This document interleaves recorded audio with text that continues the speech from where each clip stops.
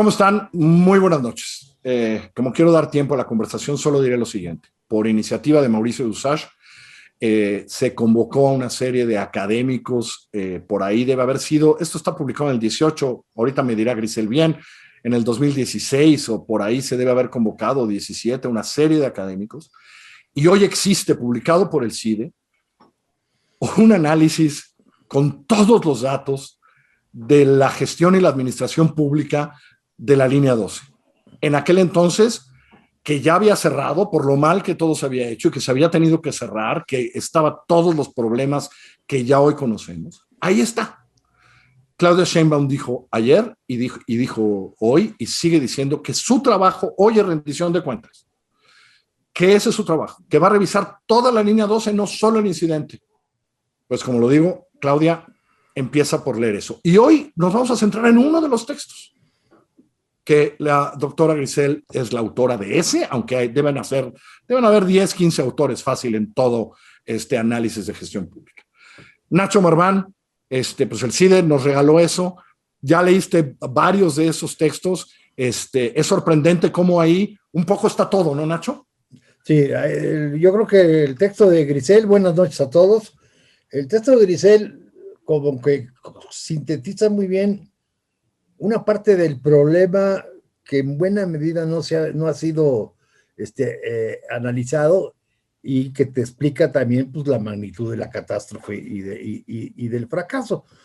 Es decir, se ha discutido mucho que si el problema financiero, que si el problema técnico, que si el problema de cómo dar las rutas y que si las vías o los trenes o las ruedas o no las ruedas. Y lo que hace Grisel, que es una cosa extraordinaria, es ver cómo todos estos problemas aislados han sido revisados y en función, en aras de la rendición de cuentas. Y lo que te demuestra es que el sistema de rendición de cuentas, por una parte, no es capaz de dar un diagnóstico integral y por otra parte, no tienes, digamos, ninguna garantía de que multas, correcciones, etcétera, etcétera, terminen resolviendo un problema de origen sumamente complejo. No sé si con eso resumo más o menos su planteamiento, Grisel. Cuéntanos, Grisel, ¿qué es lo que encontraste, esto que llamas ortodoncia? Porque el problema no son los dientes, sino la ortodoncia. Tal cual, no, pues les cuento un poquito como el contexto también de dónde salió este texto. Justo en 2015, por ahí ya hace 2014, 2015, cuando se dio el cierre del parcial de la línea 12, el profesor Mauricio Dusach nos convocó a varios académicos del CIDE a generar toda una serie de reflexiones sobre qué estaba pasando en esto que ellos llamaron un asunto complejo en términos de política pública. Y a mí me llamaba mucho la atención todos los procesos abiertos de rendición de cuentas y toda el manoseo del término, digamos, que se estaba haciendo. Y bueno, agradezco muchísimo la invitación a hablar en este espacio, Carlos, Nacho, porque creo que el tema se siente muy vigente ahorita por todas las razones pues, más dramáticas y más negativas. Lo que vimos en esos años fue toda esta serie de procesos abiertos de rendición de cuentas desde un punto de vista, digamos, muy académico, podríamos decir como de rendición de cuentas horizontal, que es cuando las instancias se contrapesan las unas a las otras, se buscan controlar las unas a las otras, pero que al final quedaron entre fragmentadas y entre traslapadas y entre obstaculizadas las unas con las otras. Y también en esa época, de la misma manera que ahorita, estábamos frente a un proceso electoral, lo cual nos abre otra dimensión de rendición de cuentas, que es la rendición de cuentas vertical, que viene desde los ciudadanos.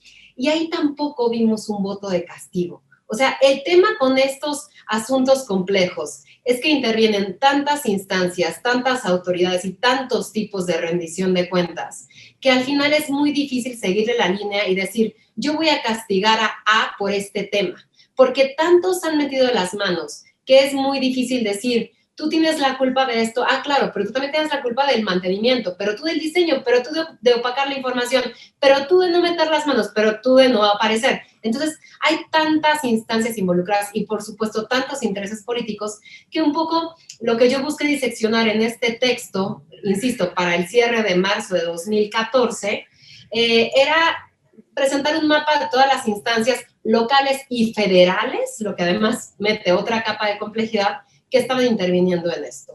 Entonces, a partir de una serie como de diagnósticos, obviamente también como de discusiones políticas, de la lucha entre la oposición y el partido gobernante en ese momento de la Ciudad de México, cómo todo se va entorpeciendo. Y entonces un poco la idea del texto es justamente esa. No importa que tengamos dientes para morder, si todos los dientes están chuecos. Y esa idea, bueno, tengo que decir que no es mía, es una idea que viene de unos académicos, Buranelli y Taylor, que en el 2007 generaron, acuñaron esta idea de la ortodoncia institucional para hablar de por qué en Brasil todo también terminaba así. O sea, no necesitamos instancias que muerdan, necesitamos morder bien. Ahora, Nacho, porque también lo que queda claro en el texto, Grisel, es que este lío hace que las soluciones urgentes acaben no sucediendo. Es decir, todo está tan complicado, tan horizontal, hay tantas que, pues si tenías un problema, nunca acabas sabiendo si ese problema se resolvió o no. Que creo que es un poco lo que hace tan actual ese texto, ¿no, Nacho? Sí, más allá de la sanción administrativa o penal, inclusive, porque ha habido sanciones penales por el caso, no te queda claro nunca si, digamos, lo que se exige que se reponga, se repuso y es lo que corresponde y es suficiente. Y creo que el mejor ejemplo es el cierre de la línea poco después de que fue inaugurada. Supondrías, digamos, que eso ya estaba respaldada en un diagnóstico y que una vez hecho el diagnóstico se cierra, se corrige y ya no va a haber problema. Pues lo que demuestra el texto de Grisel es que hasta eso es absolutamente controvertido y no hay problema. Yo alguna vez oí, digamos, a mi querido amigo Manuel Camacho, que trabajamos juntos, y decía que para tomar una decisión política importante, de trascendencia, compleja, como dice Grisel, hay que tener en cuenta 3 factores: el factor técnico, el factor financiero y el factor político.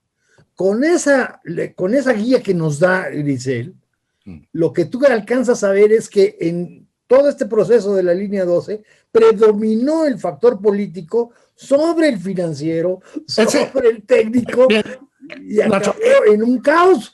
Eso va a ser muy importante ahora, ¿no, Grisel? Es decir, porque háblame un poco de ahora. Es decir, ahora cuando dicen rendición de cuentas, después de todos esos años, de todo lo hecho, sí, y en el momento en el que estamos, pues mucho cuidado con otra vez eso, ¿no?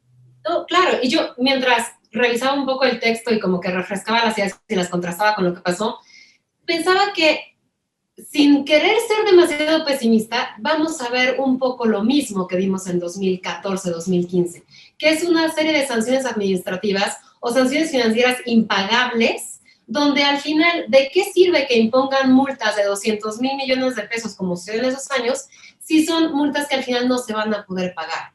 El costo social de esto, que es altísimo y hoy mucho más alto, porque estamos hablando de vidas humanas, no solamente de personas que están sufriendo retrasos en los desplazamientos o siempre no poder llegar a tiempo a su trabajo, lo que sea, un costo social en términos de vidas humanas que no va a poder ser resarcido de ninguna manera por la aplicación de multas o de inhabilitación de funcionarios públicos. Entonces, de alguna manera creo que la estructura institucional de esos años sigue intacta el día de hoy y no hemos avanzado en lo absoluto en mejorar la articulación de todos los mecanismos de rendición de cuentas para realmente quedar con la sensación de que no solamente se castiga, sino que se pudo haber prevenido, que eso creo que es lo más grave de todo. Yo creo que lo que es muy fuerte de leer lo que ustedes hicieron, Grisel, es dónde estamos hoy. Es decir, ahí están descritos todos estos líos. ¿Y qué nos pasó? Se nos cayó una parte del metro, ¿no? Sí. Ahora, a ver, momento, yo creo que sí tiene razón Grisel, vamos a revisar lo mismo, revisar lo revisado, pero hay un punto clave y que es una diferencia radical con todo lo que se ha hecho y las investigaciones y las auditorías que se han hecho hasta ahora, y es que ayer la Fiscalía del Distrito Federal presentó, digamos, abre una carpeta de investigación sobre homicidio culposo. Sí.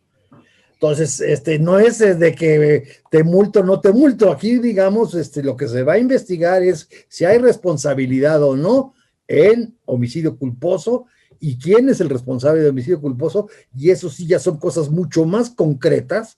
Sí.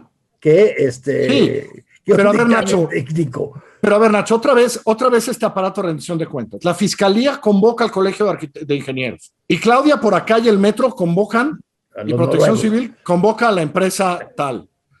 Pues ya, vamos a ver cómo nos va con los dos dictámenes, ¿no? Sí, es que yo siento, claro, obviamente sí hay una diferencia sustantiva, pero porque estamos llegando al extremo de vidas humanas para que pudiéramos iniciar un proceso penal en ese sentido.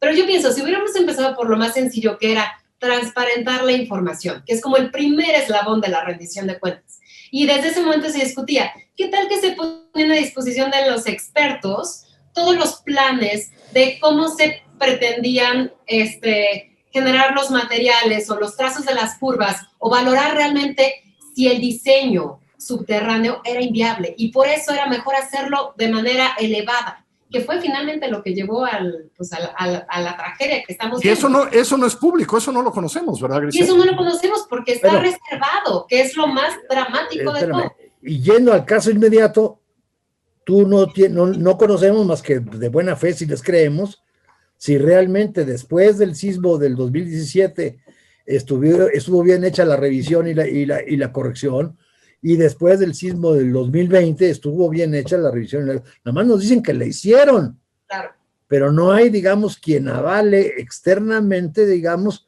realmente cómo estuvieron esas auditorías y esas correcciones técnicas para casos muy, muy significativos que pueden tener que ver con el trágico accidente de antier. Sí, por eso insistí un poco como que no basta nada más con ver funcionarios tras las rejas, que probablemente los vamos a ver ahora porque estamos en un caso extremo, de una gravedad dramática. Pero todo esto, insisto, pudo haberse quizás evitado partiendo de lo más simple. En vez de bloquear todas estas salidas de transparencia de acceso a la información, bueno, pues hablar un poco más de esto, permitir investigaciones periodísticas independientes, convocar a lo mejor a colegios de ingenieros, permitir un debate mucho más informado y más plural, y no pretender que una obra de la magnitud de la línea 12 podía llevarse a cabo de manera unilateral. Pues yo lo que digo es, Claudia, échale un ojo, por ahí puedes empezar, si como has prometido vas a revisar todo el proceso otra vez, más allá de este incidente en particular. Claudia quiere revisar todo el proceso. Ahí está, gran trabajo el que hicieron, al que convocó el buen Mauricio. Nacho, un placer. Profesora, gracias. Muchas gracias a ustedes. Gracias, muchas gracias. Buenas noches, que les vaya bien. Buenas noches a todos.